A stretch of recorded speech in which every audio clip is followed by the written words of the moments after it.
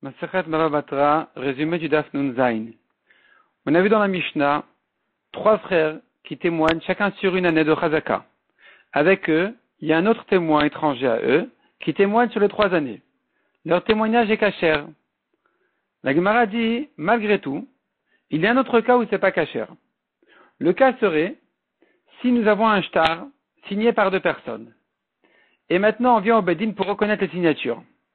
Un témoin est vivant, il reconnaît sa signature. Un témoin est mort, on amène 2 autres pour reconnaître cette signature. Un des témoins sur le mort est le frère du vivant. Il est le frère du vivant, et un autre c'est un étranger.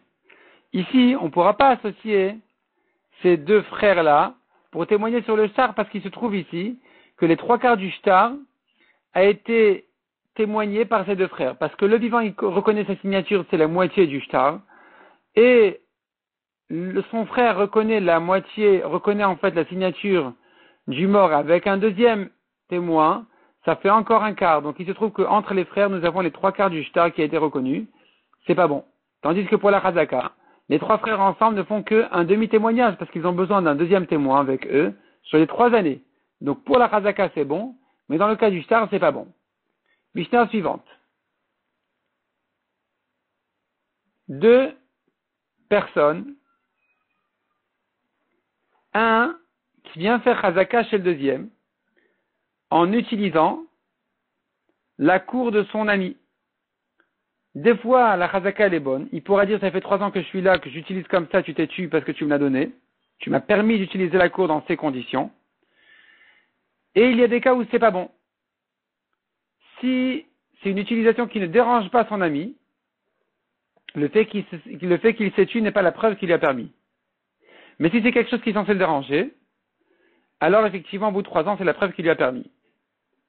Les exemples, dit la Mishnah, il a laissé là-bas sa béhéma, son âne, son cheval, sa vache, pendant 3 ans, c'est pas une chazaka. Il a laissé là-bas un four, un moulin, des coques, il a laissé ses engrais là-bas, c'est pas une chazaka, et donc son ami pourra lui dire un jour, écoute, tu enlèves tout ça d'ici, ça me dérange. Je me suis tué jusqu'à présent, mais dorénavant, ça me dérange. L'autre ne pourra pas lui dire, mais j'ai une chazaka depuis 3 ans de l'utiliser comme ça, tu t'es tué. Il lui dira, oui, jusque-là, ça ne me gênait pas, maintenant, ça me dérange. Mais il y a des choses que si pendant 3 ans il s'est tué, c'est vraiment qu'il lui a permis. Quelles sont les choses?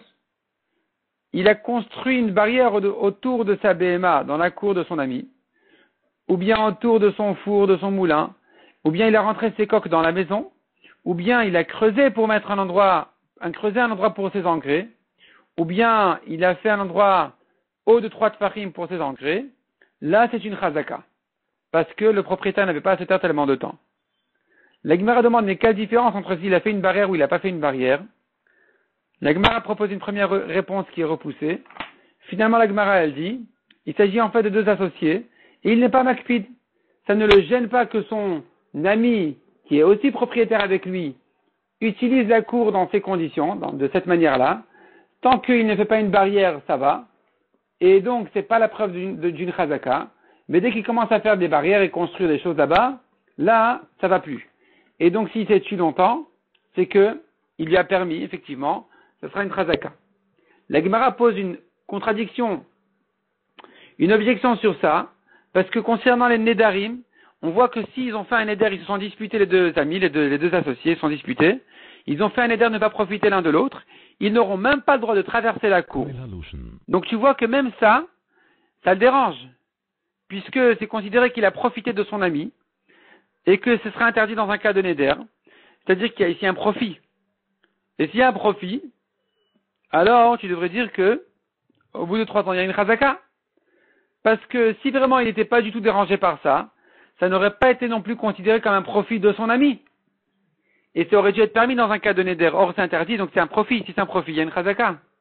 Même rien que de laisser sa BMA, c'est une chazaka. De même que de traverser la gourde, c'est un profit concernant les nedarim. Donc nous avons ici un problème ici pour résoudre notre Mishnah vis-à-vis de la Mishnah de nedarim. La Gemara donne quelques réponses pour distinguer entre les Mishnayot. La Gemara dit ensuite, 2 associés sur une cour, ils peuvent chacun d'entre eux empêcher son ami à faire dans la cour ce qu'il dérange, peu importe quoi. Il peut lui dire, écoute, moi ça me dérange que tu mettes ici un perroquet. ça me dérange que tu mettes ici un chat, ça me dérange que tu mettes ici tes pommes de terre. Il peut l'empêcher, il peut lui dire, écoute, dorénavant, tu ne mets plus ici ces choses-là. Et donc, il peut toujours l'empêcher, mais il ne peut pas l'empêcher de laver ses habits là-bas. Parce que ça sera un manque de tsniout d'envoyer sa femme au fleuve laver les habits, et donc c'est normal qu'elle lave les habits dans la cour. Et donc son voisin ne peut pas lui dire, ça me dérange. De là, la Gemara, on arrive au passage qui dit, un chassid, il ferme les yeux pour ne pas voir du mal. La Gemara dit, mais de quoi il s'agit? De quelqu'un qui ne regarde pas les femmes quand elles lavent les habits. Il s'agit de femmes tsnuot, bien habillées, mais uniquement doivent se découvrir les pieds pour laver les habits dans le fleuve. La Gemara demande, je ne comprends pas. S'il y a un autre chemin qu'il a choisi celui-là, c'est un rachat. Même s'il ferme les yeux, c'est un rachat. Pourquoi tu prends un chemin dangereux?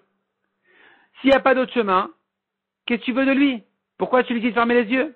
Répond la Gemara, il n'y a pas d'autre chemin, et il doit quand même faire l'effort de fermer les yeux. De fermer les yeux, tourner la tête plutôt. Pour ne pas voir les femmes qui ont les pieds découverts quand elles lavent les habits. La Gemara dit de quoi a l'air une tunique d'un Talmid Chacham? Elle lui couvre tout son corps jusqu'en bas. On voit même pas ses pieds. De quoi a l'air la veste d'un Talmid Chacham? Elle lui couvre toute sa tunique jusqu'à quasiment en bas, maximum qu'on voit un petit peu de sa tunique en bas de la veste, mais moins qu'un téphar. La table d'un Talmid Chacham, elle a une nappe sur 2 tiers de la table, et les casseroles, elles sont derrière la nappe sur le dernier tiers pour ne pas salir ses aliments, pour ne pas qu'il verse la soupe ou quoi, que ça s'abîme son pain, qui se trouve sur la nappe. Les tables de l'époque avaient un anneau pour accrocher la table, et des fois l'anneau il est à l'intérieur du côté de ceux qui mangent, des fois il est à l'extérieur du côté du serveur. La Gemara dit dans quel cas à l'intérieur, dans quel cas à l'extérieur. Il y a 3 manières de distinguer entre les cas quand est-ce que ça se met à l'intérieur, quand est-ce qu'on le règle vers l'extérieur. La table d'un Hamaretz, elle est toute, elle est mal rangée, et les casseroles sont au milieu, elle risque de se renverser sur le pain, tout se salit, mais il fait pas attention. Le lit d'un Talmid Chacham, il est vide en dessous. Il n'y a rien en dessous du lit, sauf les chaussures qui ne sont pas de la saison. Alors que le lit d'un Hamaretz, en dessous du lit, il y a un grand mélange d'aliments, de chaussures, de toutes sortes de choses. Tout est un désordre en dessous. Il ne fait pas attention à ce que ces aliments ne rentrent pas en dessous de son lit, malgré qu'il y a un problème de ruach ra. Alors que le Talmid Chacham, il fait attention de ne rien rentrer en dessous de son lit, d'autre que les chaussures qui ne sont pas de cette saison.